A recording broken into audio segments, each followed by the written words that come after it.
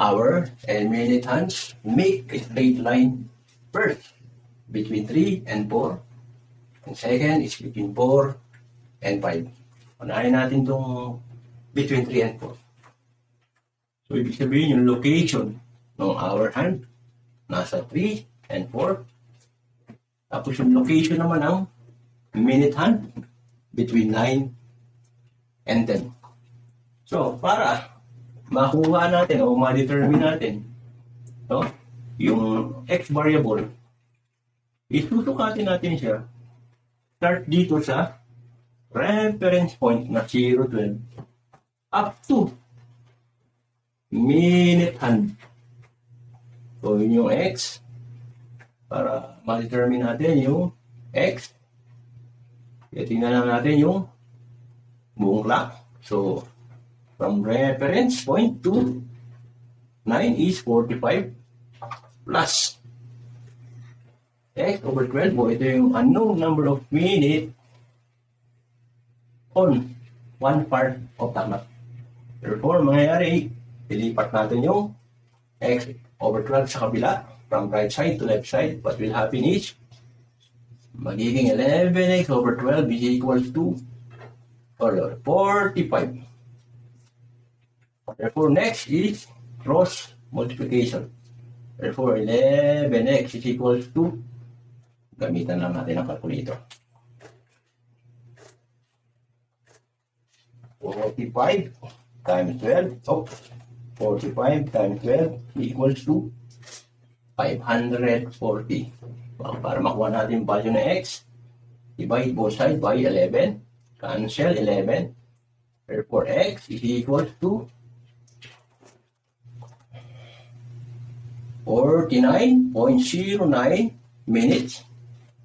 Therefore, our final answer is, since between 3 and 4, may 03. 49.09 minutes. This is AM and 4 PM. Para yung answer natin, magpunta natin sa form na hour, minute, and seconds. Multiply lang natin yung decimal part sa 60. So, multiply natin, 0.09, kasunod pa to times 60 equals to 5.45 seconds. Therefore, mangyayari rito, 03, 49 minutes, and 5 seconds. By the way, yung kung saan kayo nasanay, pwede naman to. Pwede rin naman to. Nasa tao na yun. Ito po tayo sa second question.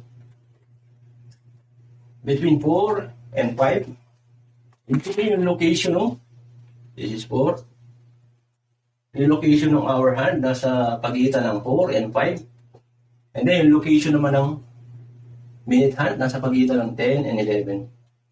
So, para makuha natin yung number of minutes nung buong clock, tutukatin natin siya magmula rito sa reference point na 012 hanggang doon sa minute hand. Ito po, yan.